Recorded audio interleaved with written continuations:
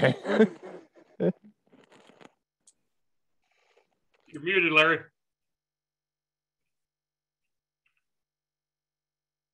Larry, you're muted. Larry, unmute.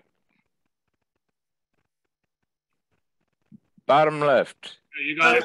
Larry Van Dusen, alcoholic. That better? There you go. All right. Now I'm part of the meeting. Yeah. I want to thank Jim and Steve for the invitation to come and share with your group tonight. Anytime I have an opportunity to share back in an AA setting of whatever kind, be it one-on-one or one with many, that's a privilege and an honor. Think of all the people that have given of themselves so I could hear the message and the answer and the encouragement and the strength of what our program is all about. I thank all of those people, and I thank you folks for being part of this tonight. My last drink was on November 11th of 1975, and it took place up in Madison, Wisconsin. And that's where I hit my bottom, and I'll talk about that a little bit later, how that all happened. And 6 months later, after I went to treatment and got sober, I ended up in the Cleveland, Ohio area, which you know is a very strong AA active area close to Akron. And I found that out after I got here. And I found out about sponsors, and I have had a sponsor since I understood the principle.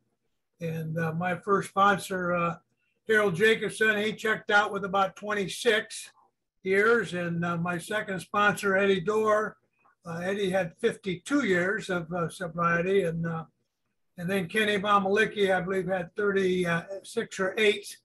And my current sponsor, Paul, he's got 38 or so. So my sponsors had approximately 164 years of Alcoholics Anonymous and sobriety. And they've been great leaders for me. And when we had that, I understood about a sponsor and the relationship and understanding, and someone I could go to and had complete confidence in, and we could share man to man and never worried about it going beyond that.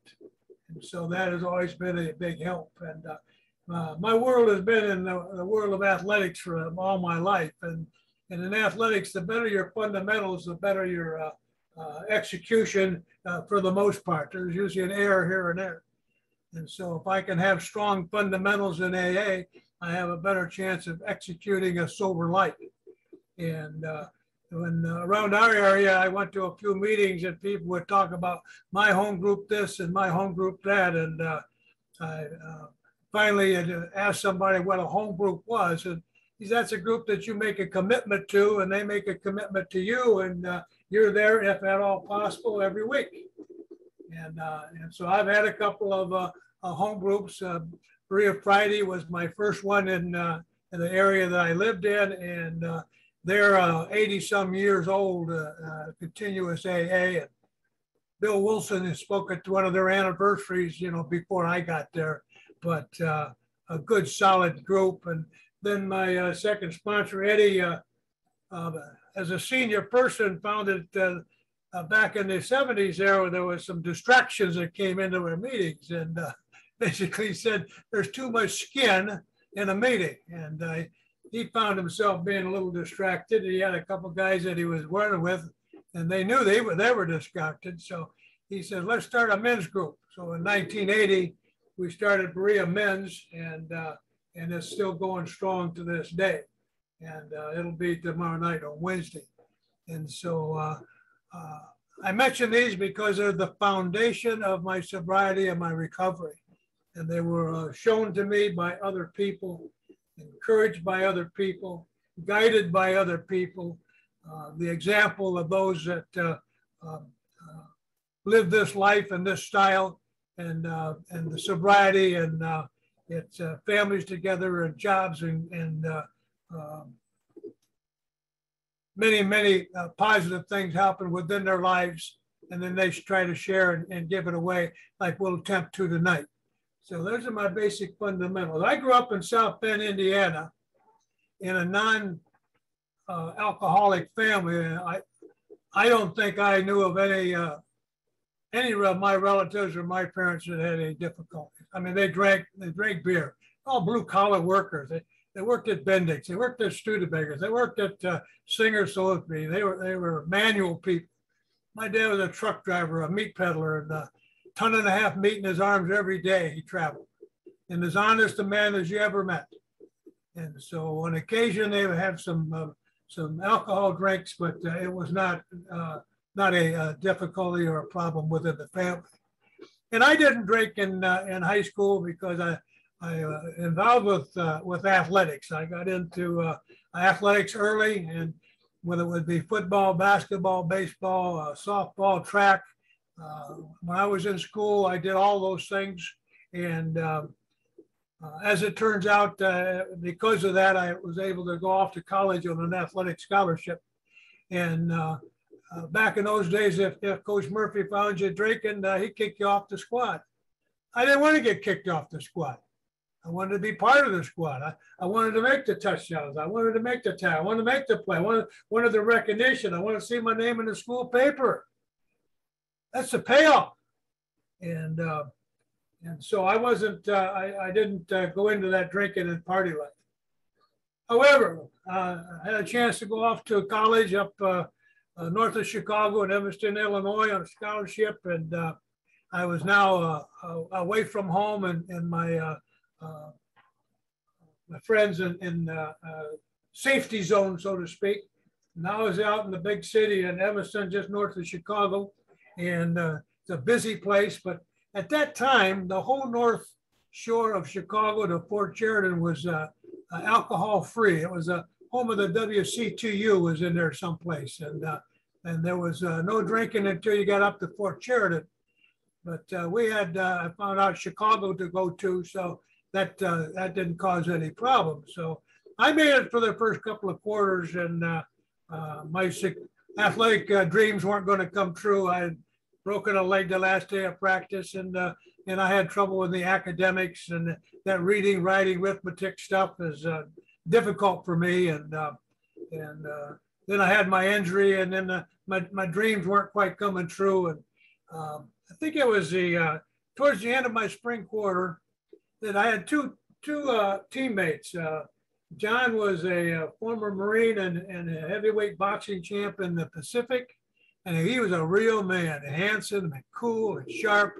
And he was one of my new idols, so to speak. And his buddy Lou was out of the Navy. And Lou was about 6'6" and 280 pounds. And he was a big person. And just one day, they said to me, they're going down into Chicago. Why don't I come along? I was invited by two of my new heroes. I'm going. I didn't ask where we're going. I didn't ask what we're going to do. I didn't ask, did I need money? I just said yes. And so I jump in the back seat. We go down into Chicago, and I've picked out that day as the day that I found the magic of alcohol. Because the three of us went into some local bar. I have no idea where that is. And John orders a beer, and Lou orders a beer, and Larry orders a beer. And then John ordered another one, and Lou ordered another one, and Larry ordered another one. And that was the day that all of a sudden alcohol had an effect on me, and I liked that feeling. It felt like I got as big as Lou and as handsome as John and cool as John. And the magic started to take place, and I liked that. I want to do this again. Well, I come to find out that I had other teammates and fraternity brothers that were already doing those kinds of things. And Chicago offers you a lot of places to go. You can play hide and seek and not worry about the coach catching you and losing your scholarship and all that stuff. So the drinking began, and it was on. And I struggled through the quarters, but for somehow I was able to maintain just enough average to stay in school. And then I decided, you know what, I want to get out of here. So I volunteered for the draft down in Chicago. And another kid and I, we took the physical, and got to that last desk, and that sergeant had pulled out my form after we did all this testing and stuff. and he hit it and it said rejected. And I'm trying to volunteer for the service. This was after Korea and before anything else. And so I was shocked. I met all the requirements. You know, how can you reject? He said, well, you said you had that bone chip in your arm. I said, yeah, because you said I was supposed to tell you all that stuff in case it needs to get fixed. And he said, well, we decided you can get it fixed and then come back and join it and let somebody else do that. And next thing I know, here's my plan for my future. And I just got 86 out of it. And so now I had to go back and say, well, now I have to go back to school. That's the only thing I got going. And so I did that, and it seemed to work out finally. And I got into a major in health physical education. I always wanted to be a coach. And so I finally got into the HPE world, and I could be an A student in that. And so I progressed along academically and romantically. I had my high school sweetheart, and she came up and went to school there, and she was an honor student. And the two of us graduated together, and I was offered a graduate scholarship in Kent, Ohio. And so I went to Kent, and I was one of the student assistant football coaches. And I had done that at Northwestern in my 5th year. And so now we're in Ohio, and she's got a teaching job. And I got the beginning of my coaching career. And so that went well the first year. And then there was a position over at a small school outside of Cleveland in Bree, Ohio, and happened to be the home of the Cleveland Browns at the time. And they had a job opening, and one of my former teammates and coaching mates, he recommended me to the head man, and I interviewed, and I got my first job. 1961, I got my first coaching job as a full-time assistant. And I think I made $5,000 that year. I was happy as a lark. And my wife got pregnant and was pregnant, and we had our first child, a son, and so we're moving in, and you know what? The props start to look good. All of a sudden, I've got a job. I've got a house, and I got a car, and I got responsibility, and I got a lot of good things going on. So, like a lot of drinking people, as long as the props are looking good, then I must be okay. And I'm just a young stud at that time, and I'm anxious. I'm looking to move up that ladder of success, and I want to go to the biggest place with the most responsibility. I had goals, I had aspirations, and I was on my way. A friend of mine took a job in St. Louis. The team had been so bad that they were going to drop the sport, and he offered me a job as his right-hand man, and I couldn't wait to get there. Let's get down there and get this thing squared away. We got things to do and places to go. So off to St. Louis I went, and we got us, in the second year, we're ranked 4th in the nation or something like that for small schools. That's just when they had big ones and little ones. And so we got that one going, and I had some independence, and I went to some national conferences, and I remember going to one in a major city of Pittsburgh, I believe, and my first coaching convention. I'm a rookie and starry-eyed, and I'm looking at all these names and people that I've heard about around the nation, and I noticed there was a lot of drinking taking place, and we all had our training rules about if you drink, you have to throw you off the team or punish you or something back in those days, and so it was one rule for the kids and a different rule for the coaches, and so what it meant to me was it was okay that I was drinking. It was okay that on occasion I maybe overdrank and I had some difficulties, and I wasn't an exception. It was just part of the path to my career, and so I was there for a couple of years, and then I got a offer back to my home a school back up in Evanston, and so I came back up in there, and now I'm in the Big Ten, and I'm with my former coach and teammates, and we've got our first house, we've got that car, I've got that job, I've got that title, I got respectability built in, as long as I don't mess it up. And while I was climbing that ladder of success on one hand, alcohol and alcoholism was climbing it on the other. And so I was having difficulties. I remember one time I scouted out in San Francisco, and I knew that if I flew out of Chicago on a Friday night before midnight, I could get to San Francisco or LA, and it would still be midnight, and I could drink on the town. And I did that one time on a scouting trip, and I woke up the next day in the hotel I was at, and I went down to find that rented car, and I couldn't remember where it was.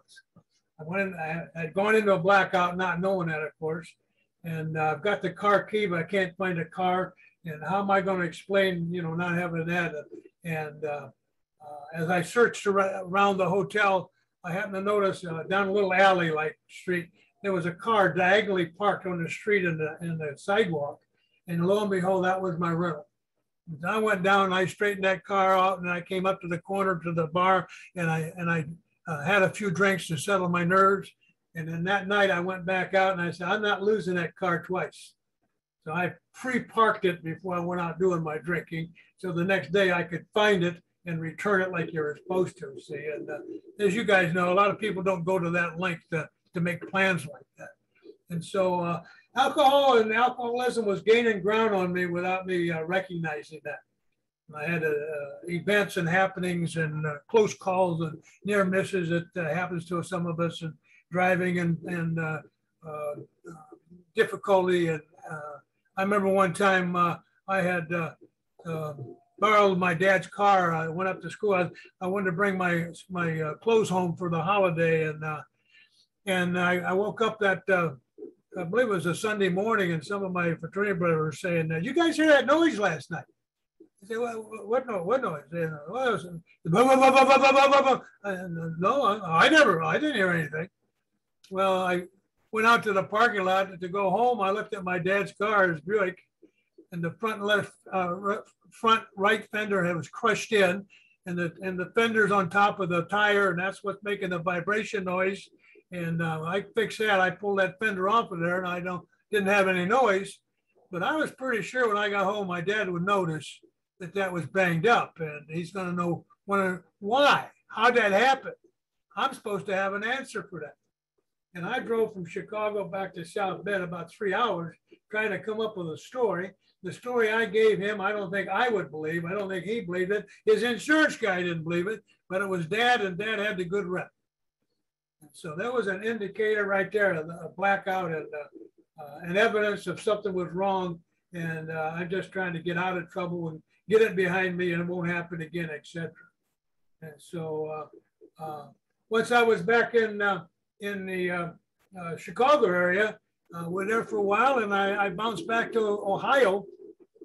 And I get to Ohio, and we're going to build a program up there. And unfortunately, in fact, the first month that I took the job, we had a national convention in New York, and I went down to New York and ran into a friend and just got totally drunk out of my mind in New York City, and stubborn and staggered, and I have no idea about getting back in a hotel. Somehow I ended up in my room, and the next day the boss was driving us back. It was he didn't have much to say, which was unusual, but he said, Larry, I heard about last night, and you guys understand it's different seeing it than it is hearing about it. And I had thought about it, and I said, yeah, that was a bad one, but that won't happen again because I'm not drinking anymore.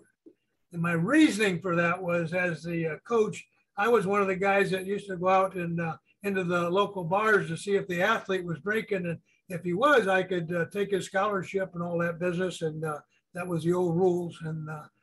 And so I decided if I was going to do that, I'm going to set the example by not drinking myself. I quit drinking not because I had a drinking problem, because I wanted to set a standard that was higher. And so for the rest of those years that we were there, and unfortunately some riots and killings and stuff took place, and the pro came apart. But I moved on up to Madison, Wisconsin, and I went up there as a non-drinking individual, and I was there for the spring practice, and some of us went out one night into one of the local hot spots, and I intermixed. And for some reason that night, my friend had a drink in a very small glass and kind of a fancy looking drink. I have no idea what it was. And all of a sudden, after 3.5 years of not touching alcohol, I picked up his drink and I took a sip. Understand the term. I took a sip. I took a taste and I sat it down. And then something started to happen within me. And I started to get a craving. And I wanted to drink. I couldn't drink because I had the reputation. I'm worried about what I think you think about me. I'm worried about my reputation as I'm the non-drinker. So I left that place. I went to a liquor store. I got a supply and I was drunk and out of my head by that night. I think I got home like at 4 in the morning or something and wandered around and did all these things. One night, one sip, and my sobriety, my not drinking period of time was over. For the next 3 to 4 years, I was never able to stop drinking on my own again. And all hell broke loose. My behavior and my actions and the events that I got involved with, and within a couple of years, I finally get fired, and my wife of 15 years and 3 children, we're from high school, finally had to step away and divorce me, and then I get fired from another job, and then I had a car wreck and I was in jail, and then I was in the mental ward, and a lot of things were happening. And I remember seeing that psychiatrist one morning about 8 o'clock in the morning. I got in about 4, and he gave me some kind of written test with pictures and things. And after we went through that, he said, "I think you're a manic depressive. I want to put you in our local nut ward," is what it was. And at that time, I thought, that's better than going home. At least it sounds like I got an excuse for my bad behavior. And so I went down to the local mental ward, and I'm in there, and I just getting comfortable. I had 3 miniatures in one boot and 3 miniatures in another boot. And I just kind of got into the habit of whatever they were doing and when they were eating and when they were having their class and all that. And after a few days, they said, "Larry, if you want to, we'll let you take a walk. Just go on outside, get some fresh air, and walk around the neighborhood and come on back." And of course, I know today they were observing my choices, and I liked that idea. So I said, okay. So I went out for my first walk, and I ended up in a tavern about happy hour and had a few drinks, and I did that a couple times. And I came home I came back to the hospital after doing that one afternoon, and the door was locked. They only had those buzzers. Everybody seemed to be busy. And I found something to jimmy the lock to allow me to get back in the mental ward, because I didn't want to miss dinner or whatever was going to happen that day, or decoupage class or whatever. And that's where I was at the time, thinking there's nothing wrong. I got this handled. And then finally they let me go, and we never addressed. That's like I said, "I understand I have some drinking difficulty." I said, no, I don't have a reason. I can quit. I quit 3.5 years one time. So that drink is not a problem. And so, but it was, and it just destroyed. So it got down to where everybody had gone. The wife had gone. The jobs had gone. I was by myself in a little apartment that I just had a little bit of money to get an apartment. And my day would start with me getting out of the bed and stepping over the barf bucket. You understand that, of course.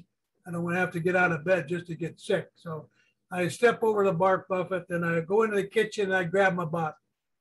And then I take my bottle into the bathroom, because when I'm going to start my drinking after a night of drinking, I'm going to go through different phases.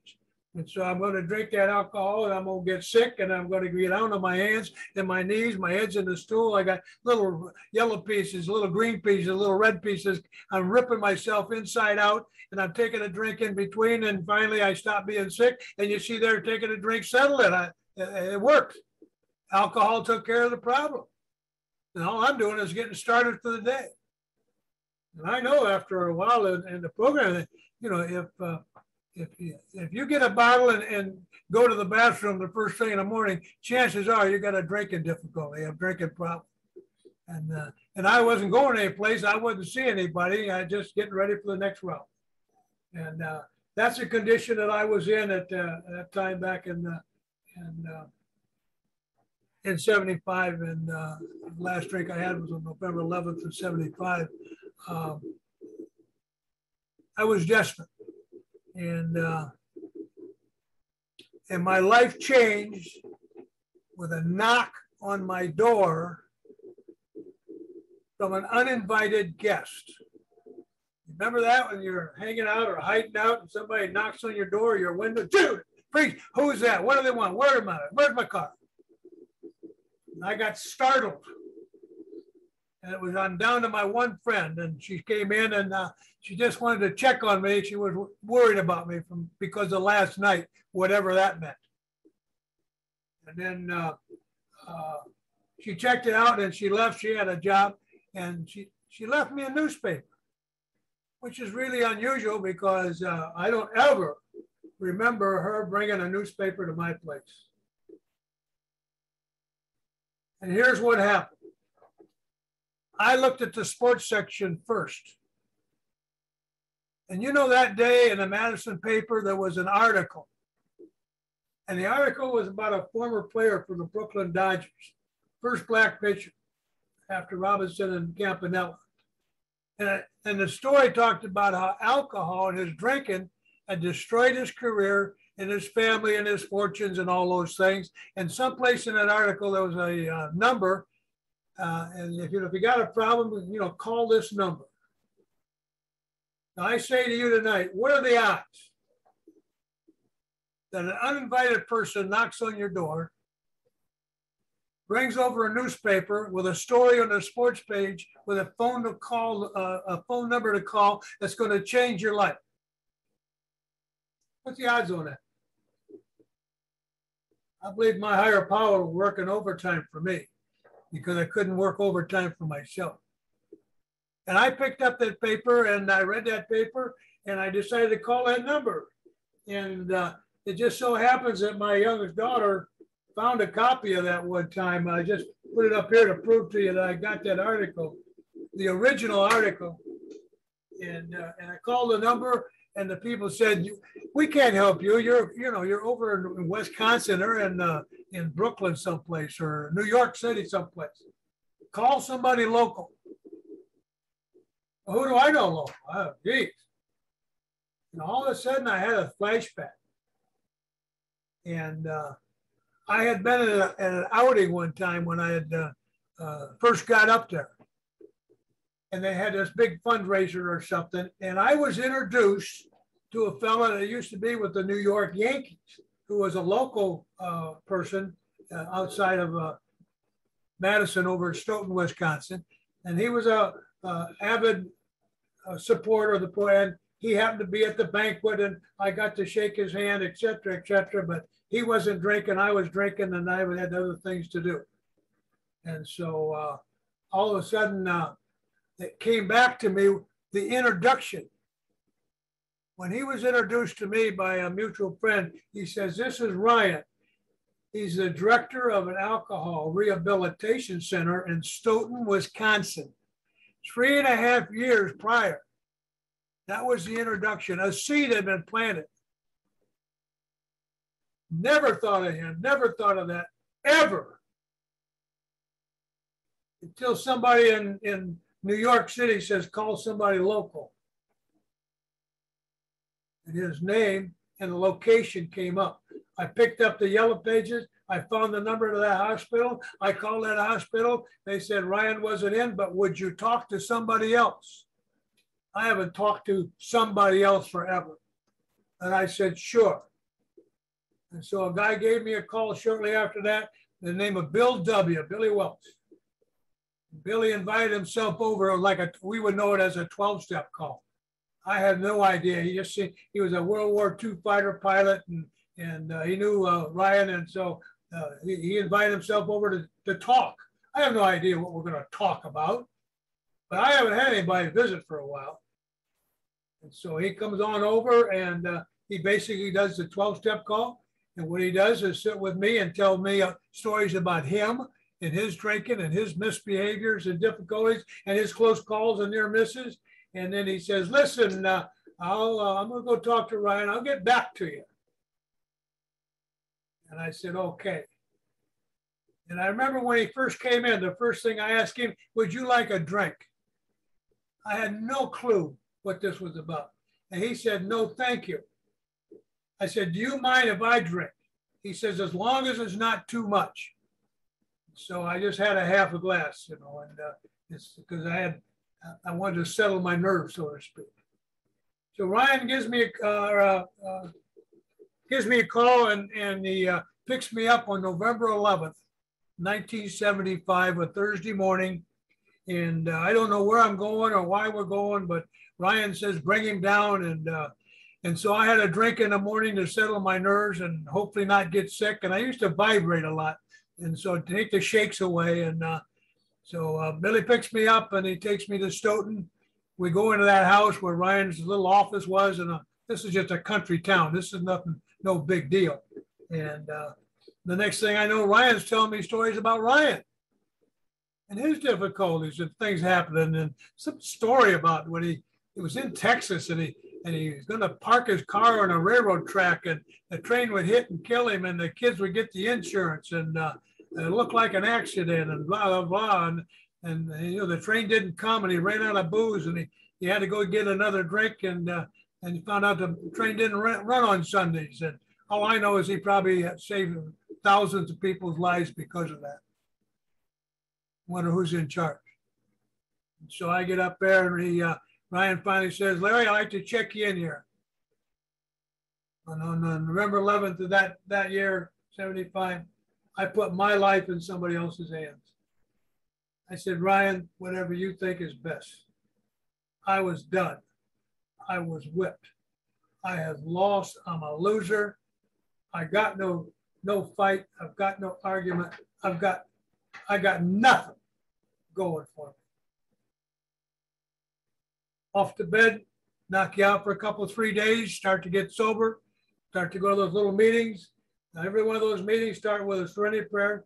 All those meetings where the topic was about drinking and alcohol and information, and they brought in outsiders. They called them from AA, and those people they told things to the group that you're supposed to keep secret, and had difficulties. And one constable says about the time he and his wife were having an argument over he wanted to go deer hunting or something, and he had this deer rifle, and they got it fighting, and they don't like it, just take me out.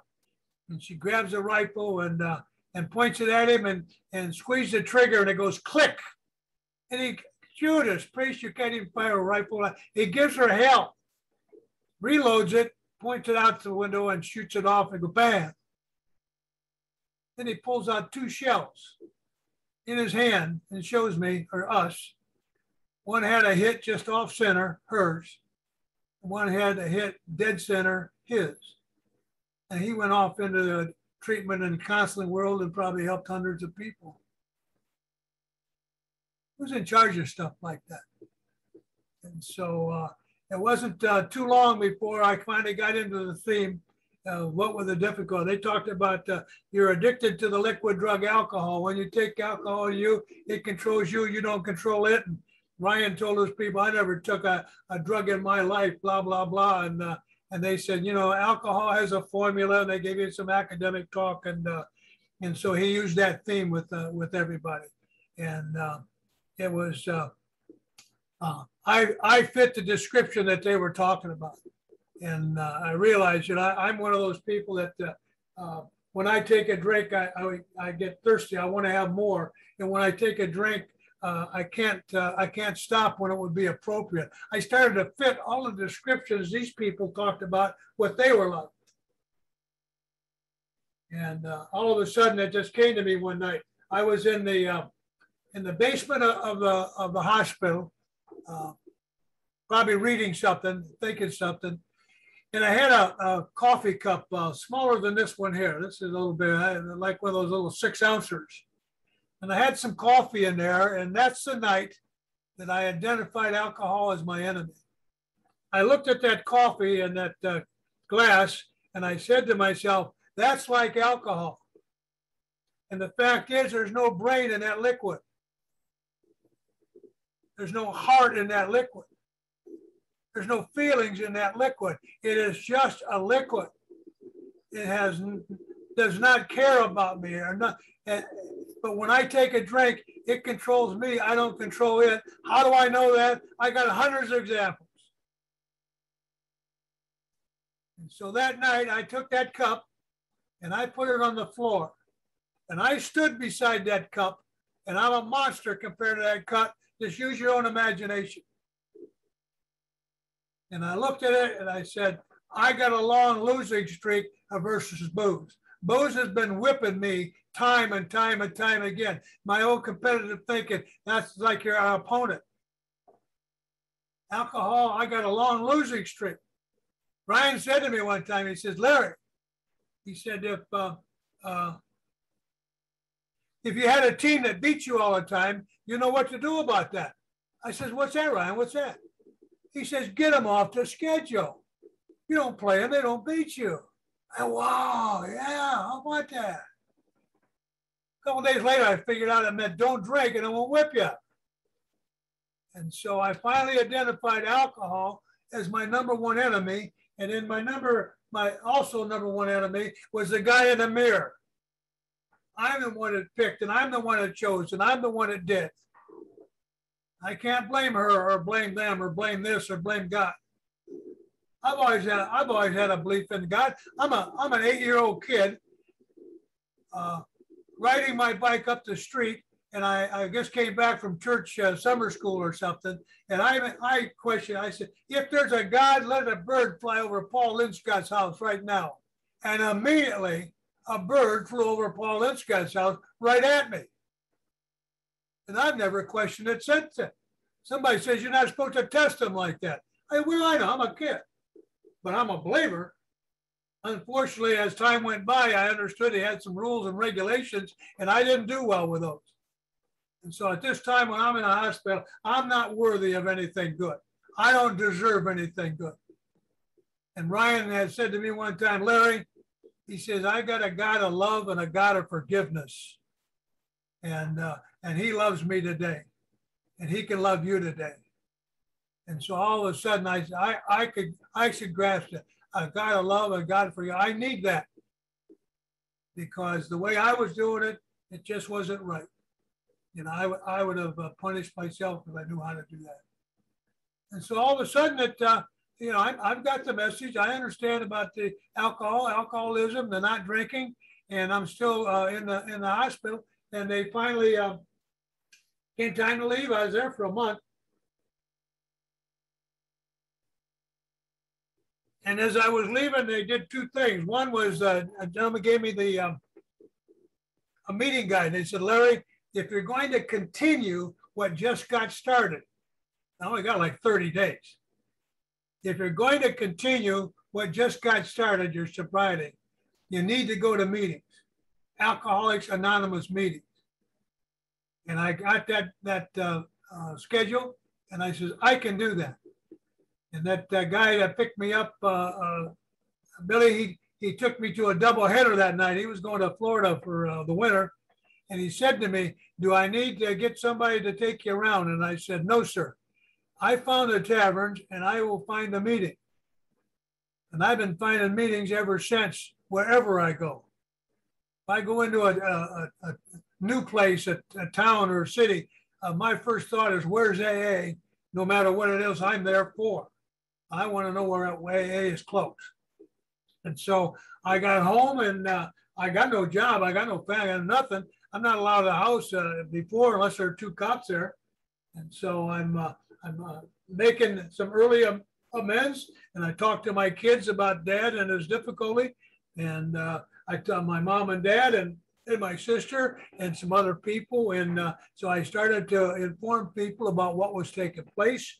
And I get off to the meetings, and in a short period of time, I'm feeling better. I've got a couple of things going. And I come home one day and the phone's ringing. I answer it. Excuse me. I came home and I clicked the TV on, and it was right at the end of the local news. They talked about the sheriff's department. The jail had gotten some weightlifting equipment from the federal system, and the reporter asked the sheriff's person, "What are you going to do with that?" And they said, "Well, we don't know yet." I said, well, I know about that. So I went down to the sheriff's department the next day. I just heard 30 seconds of a TV show. The next day, I'm down at the sheriff's department, and I said, asked for that gal, and we talked. I said, maybe I can help you set something up. And I didn't mention I had been in jail there before. I was familiar with the setting, but I talked to the captain, and the captain says, well, what have you been doing lately? And one of the first things I said, I just got out of Stoughton's rehab. I'm sober 3 months, and blah, blah, blah. And I'm going to keep that a secret. I'm never going to say that. And the first person that asked me just came right on up. And he said, he showed me around, and we put the program together that was very unusual in that kind of setting. And later on, I had a couple of job offers because of that kind of thing. But skipping along, I'm down there every day working the guys out. And one of the deputies, he and I are having lunch or a cup of coffee or something, and we get talking, and it seems like our language is very similar. And come to find out, he had just gotten out of treatment himself. So I've got probably at that time 4 or 5 months, and he's got 2 or 3 months, and we buddied up. And Davey has been my AA buddy, first AA buddy. We talked last week when both of us are still sober from that first year. And so it's interesting. I like to share going to an AA meeting with a deputy sheriff from the county jail, because he seems to know a lot of people in the meeting. And you'd say to him, hey, am I going to see you next weekend? No, Dave, I'm going to be out of town. And so the anonymity part was kind of passed over just a little bit there. But that's how I got started, and I started advancing. I'm making amends, and I'm down at Lafayette, Indiana for their spring game. And I used to work with those guys, and I stayed with my buddy Jack, and I explained to Jack what had happened to me, and he was one of my closest friends ever. And Jack goes to Cleveland, Ohio after spring practice, and he stopped in at the Cleveland Browns because their quarterback was from Purdue, and he walked across the street to this little college over there because he knew their head coach, and he's talking to him, and Lee says to Jack, listen, I just lost an assistant coach. You know of anybody that might be available? And Jack says to Lee, I just saw Larry last weekend. Now, you know, he had his troubles with his drinking and his behavior. He said, yeah, we heard about that. He says, but it seems like he's doing good right now. And so Lee decided to call Ryan, and Ryan says, it seems like he's, doing what's necessary. And he called my first wife, and she says, it seems like. And so they invited me down for an interview for this job. And I went through 4 or 5 committees. And I finally ended up with the dean. And the dean says, Larry, what are your goals 5 years from now? The typical academics question. And I got laughing. I said, I live my life one day at a time. I'm a recovering alcoholic in AA, and we live a day at a time. And if I do that, the best I can is what I have on a daily basis. 5 years from now, I'll be right where I'm supposed to be. Oh, he says, is that right? Where'd you come up with that? And I mentioned that being in Alcoholics Anonymous. And he says, when I was a preacher and our minister in Kansas, I had AA in my church. He knew all about us. And in that case, maybe it worked in my favor. because they offered me the job and I went down and I retired, 30 some years later. And so I'm in a new city, a new location. I'm in Cleveland. And I say to my boss, Lee, I said, I need to get out to the meetings. He said, you do whatever you have to do, Larry. That was my setting. Not everybody has that. And so I called that central office and I got down to that first meeting on a Sunday and some guy's leading and sharing his story like I'm doing now. They talk about a car wreck and killing somebody and, real tragic stuff. And I went, whoa, wait, I'm not sure you're supposed to tell that in public, but he did. And then I went to a meeting that night and heard another person share a lot of things. And then I got to a couple of more meetings. I went to that meeting. The third time, some guy pulled me aside and he said, are you married or single? I said, I'm single. He said, we're starting a group in Rocky River and sober singles group. And so they invited me there. And what I look at is as I got to the different meetings and met the different people and participated and, before, during, and then after, my life started to grow. And all of a sudden I was found out about different groups and different events. And somebody says, we're going to have memorial breakfast. And there's 600 people at breakfast on Memorial Day with a lead. And next thing I know, I'm part of that. And then somebody got the intergroup dinner dance. And after the collections in April, and they have a big dance and celebration. And next thing I know, I'm a part of that and a narrator or something like that. And then somebody says, let's go down to Dr. Bob's house and let's go to Founders Day and let's go to here, let's go there. The activities in our community and the AA community, just a lot of things going on, a lot of people living in sobriety and recovery. And I just became part of that. Then I met a lady that was in the program and we courted for a while and then we married and we would go to meetings all over. And the one rule we had is when the two of us walked into the same AA meeting, we went separate ways. We didn't sit in the meeting, inside the meeting in court. We went inside the meeting to get sober and stay sober. And unfortunately, Marilyn got brain cancer, and after 12 years, she passed on.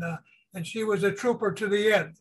In fact, we were talking about the ending of life, and she planned her going away party because, as the ladies would identify, she had lost her hair and now it started to come back, and he had to have a wig, and she was worried about what she was going to wear in that casket. And we picked out a casket. I picked out a red one because she was a redhead by choice, and she said, no, that metal, that's too cold. I need that wood. So we had to have a cherry casket. And we're talking like that, just like I'm talking right now. She's guiding me through all these things.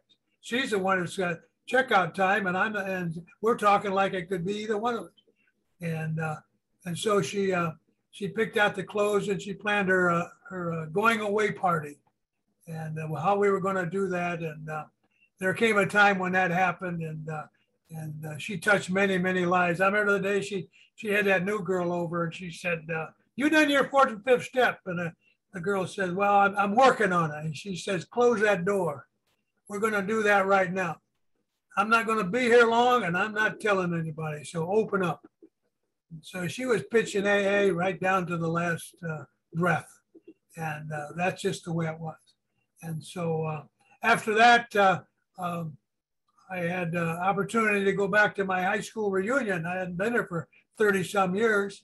And I met a classmate, and Barbara and I hooked up. She was in South Bend, I'm in Cleveland.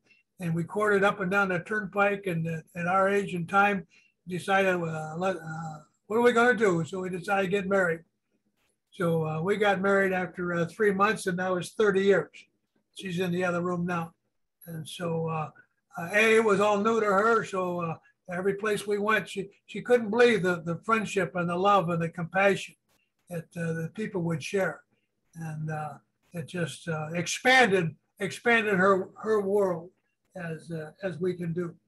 And so just kind of bring to a close here. I was down in Miami, Florida, and I was at a national convention, not AA business. And I went to an AA meeting on North Miami Beach. And so I got a cab and I went to the meeting. And I come in the meeting and there's a gentleman that has got a coat and tie and kind of like to greet her, and turned out to be the senior member of the group. And he shook my hand and he said, how'd you get here? I said, I took a cab. He says, I want to talk to you after this meeting. I said, yes, sir. And so he said, how are you getting home? I said, I really don't know. He says, we'll take care of that first. So when he started the meeting, he started it by telling we have a visitor. Excuse me, that we have an out-of-towner. I'm not a visitor today. I didn't come here to visit. And so an out-of-towner, he called me. And so he says he needs a ride back to hotel such and such. Who is going to give it to him? And he stood there and waited until 2 or 3 hands went up. I noticed one hand was more attractive than the other hand. So I got my ride home with her and her boyfriend. And then they took me to a meeting that night. But he meant business. He wanted this to be taken care of now. And when that's settled, we'll get on to daily business. So after the meeting, he comes up to me and he has a cup, just like I got my cup here. And he says, kid, if this is alcohol. And I told you how I had thought about that at one time. He says, and he sat down on the tabletop, that cup, and he stood right next to it. So if you can envision this now. And he stepped, and he said, if you only put one step of the program in your life, he took a baby step back. And he said, something bad or good happens, and your first instinct, take a drink. He said, you take 2 or 3 steps back, and then 4 or 5 steps back. And he finally says, you know, if you put 12 steps of this program in your life, when something bad or good happens, you don't have to go out and take a drink. You got other options. You need to put the program in your life, make it a living part of your life. And if you do that, it'll be all right. Now, I looked at him doing that. It's like a referee pacing off a 10-yard, a 12-yard penalty. I've seen that all my life. And I looked at that distance between them. I said, well, how about if I put home group in there? How about if I put sponsor in there? How about if I put a God of my understanding? And while I said that, I took a step back. I took a step back. And I took a step back. And I took about Founders Day. And I took about Memorial Breakfast. And I took about going to the prison and going to the jail. And I'm going halfway around the room backwards. If I was willing to do those things, would it help me to stay sober and change my life when something came up? And I've been trying to do that ever since, because I was taught, included, and invited by the AAs in my area, in my life, to do that. We're going here, we're going there, we're stopping here, we're doing that. The activity, interaction of a sobriety person trying to carry a message to other people that might want to be sober. I talked over to that mental hospital in Cleveland one time. I'm at the noon meeting. I'm with the room of patients. Having been in that house myself, I was okay with that. And I started to share my story, like I am now, I happen to be seated. And a guy comes over and he starts going through my hair like you see those chimpanzees do. And I let him do that for a little while, and I'm telling my story, and then I excused him. And I carried on, and he came back. Well, we got to do something about this. And so I went in and saw the person that invited me, and they came and got him, and they carried him. 4 guys put him up in the air, and they're carrying this guy out of the meeting room, and he's screaming, will you come up and see me? I said, I'll be there. That's how they took him out of the meeting. I got back and finished my story. Afterwards, I said, where's that guy? And so I went up and I got his room number. They brought him in, strapped him down. They left the room, and then I look at it, I said, what is it you want? And he says, as clearly as we are now, will you call my sponsor? I said, sure. What's the number? And he knew it right off. And so I wrote that down. I said, I will do that. I went home, and as soon as I got home, I picked up the phone and I dialed that number, and the lady answered, and I told her I was just at the mental hospital. I was just talking to so-and-so, and he wanted me to call you. She says, oh, we wondered where he was. He's back there again. And I said, that's where he is. And what's interesting is I saw that gentleman a few weeks later at a meeting.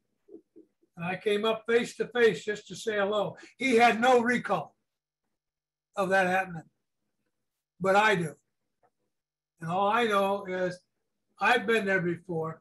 I was the guy leaving. Anytime I've gone to that county jail, anytime I've gone to that prison, anytime I've gone to that nut ward or the hospital or all these things, all I know is when I drive away, I say to myself, do I want to trade places? And the answer so far has been no. So the question is, who actually got help today? The giver or the receiver? And so all I know is the idea is that we should pass on those things that have been helpful to us. And so that activity and is my coaching career finally, I retired and I have more freedom and so I can expand my meetings. And I'm at my home group one day, and one of the new people say to me, well, Larry, how many meetings you're supposed to go to? You guys get that question. How many meetings you're supposed to go to? And it just happened to be an unusual week. And I said, well, you know, Monday morning, I was at that men's discussion I go to at the club. And then after that discussion, I went up to Lakewood, and about a half hour away, because my sponsor was leading the meeting in the morning. And I came back when he was done back to the club. They were having a noon meeting. And then I went home for a couple of hours. Barbara was out of town. I went home for a couple of hours. I went back to the club for the rush hour group at 5:30. And once that was done, I went over to that 12 and 12 meeting that they have. And then I finished up with a men's discussion. And while I'm talking to him and telling him, you can see his eyes start to roll a little bit. They kind of drift off. And, you know, that's like 7 meetings in one day. And he looks at me and he says, why? Why would you do that? Good question. I said, did you ever drink in more than 7 places in one day?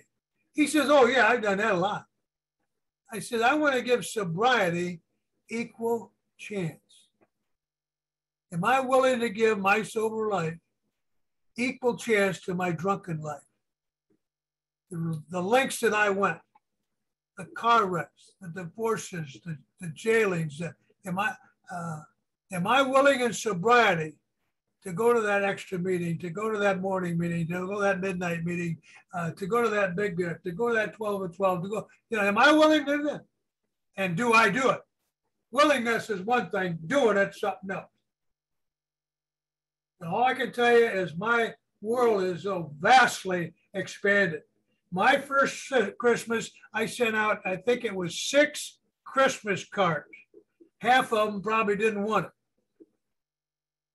2 years ago, I had to stop sending out Christmas cards. I couldn't afford them anymore. Maybe 300 cards.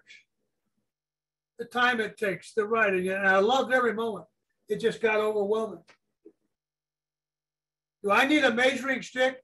Is sobriety better than drunkenness? 6 Christmas cards to hundreds of Christmas cards.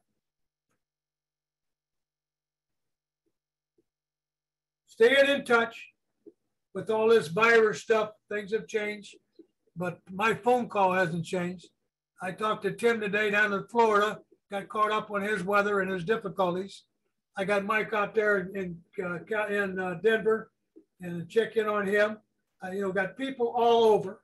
And sometimes it's just a phone call just to see how you're doing and things doing okay, and you're in our prayers. And then on occasion, we have some difficulties and people respond to that. And then it's our turn to let them take care of us. And so it's, to me, the sobriety, the recovery, the AA program, the God of my understanding, and the fellowship and the people just filled up my life and my calendar. Life is such an adventure with goods and with bads, sads and glad. I never envisioned life as a sober person being this wonderful. Thinking a drink would make it better. Never did. I want to thank you guys for having me. Thank you for listening. For those that care to, would you join us in the Lord's Prayer? Our Father, who art in heaven, hallowed be thy name. Thy kingdom come, thy will be done on earth as it is in heaven. Give us this day our daily bread, and forgive us our trespasses as we forgive those who trespass against us. Lead us not into temptation, but deliver us from evil. Thine is the kingdom, the power, and the glory forever. Amen.